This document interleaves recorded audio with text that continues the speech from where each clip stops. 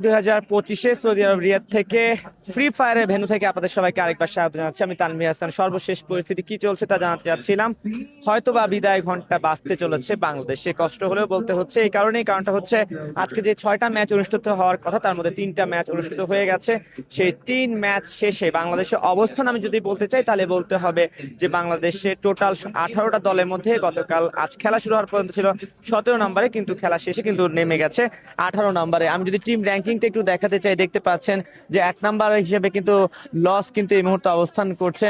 2 নম্বরে রয়েছে আর Q dragons ই sports রয়েছে 3 নম্বরে, পেইন গেমিং ভিশন সিস্টেম রয়েছে 4-এ, পেইন গেমিং 5-এ, টিম ফ্যালকনস রয়েছে 6 নম্বরে। এটা হচ্ছে টোটাল আজকের পারফরমেন্সের কথা, কিন্তু সবগুলো ম্যাচ মিলিয়ে তা যদি বলতে চাই তাহলে কিন্তু 1-এ আছে লস, 2-এ আছে টিম ফ্যালকন, 4-এ আছে টিম ফ্যালকন, 6-এ আছে পেন গেমিং, 8-এ আর কিউ, মুভি স্টার আছে আর 7 এবং আমাদের RHK টিম কিন্তু এই মুহূর্তে অবস্থান করছে 18 নম্বরে। যদি মিরাকল আর 3টা ম্যাচ বাকি আছে, যদি মিরাকল কিছু না ঘটে তাহলে কিন্তু বলতে হবে যে এভাবে হয়তোবা এবারের মতো আসর থেকে বাংলাদেশকে বিদায় নিতে হবে। তবে এখনো সুযোগ আছে, সেটার জন্য মিরাকল লাগবে।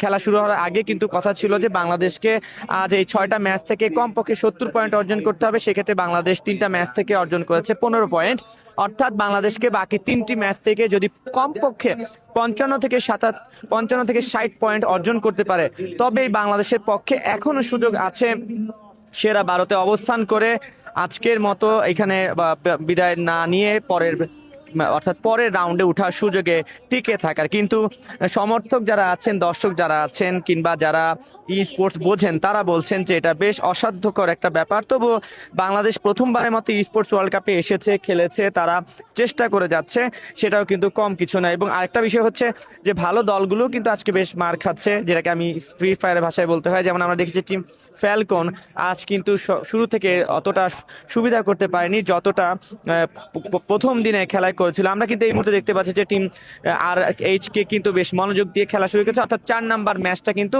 আবার শুরু হয়ে গেছে। অর্থাৎ বাংলাদেশকে টিকে থাকতে হলে এই 4 নাম্বার ম্যাচ, 5 নাম্বার ম্যাচ এবং 6 নাম্বার ম্যাচে কিন্তু কমপক্ষে 55 থেকে 70 পয়েন্ট অবশ্যই অর্জন করতে হবে, নয়তো কিন্তু এই ম্যাচে টিকে থাকা, এই রাউন্ডে টিকে থাকা আর সম্ভব হবে না। আর দর্শকদের কথা যদি একটু বলতে চাই, যে বাংলাদেশের বেশ পরিমাণে দর্শক আজ এখানে এসেছেন, তারা বাংলাদেশকে সমর্থন জাগানোর চেষ্টা করেছেন। এর মধ্যে একটা দুর্ঘটনা ঘটেছে, সৌদি আরবে বাংলাদেশের ফ্ল্যাগ নিয়ে খেলতে আসা 3 দর্শককে অজ্ঞাত কারণে আটক করেছেন সৌদি পুলিশ। কি কারণে নিয়েছেন সেই ব্যাপারে এখন আমরা জানতে পারিনি। যদি আমি বলতে চাই যে ফ্রি ফায়ারের মঞ্চ, অর্থাৎ ই স্পোর্টস ওয়ার্ল্ড কাপের ফ্রি ফায়ারের ভেন্যু থেকে 4 নাম্বার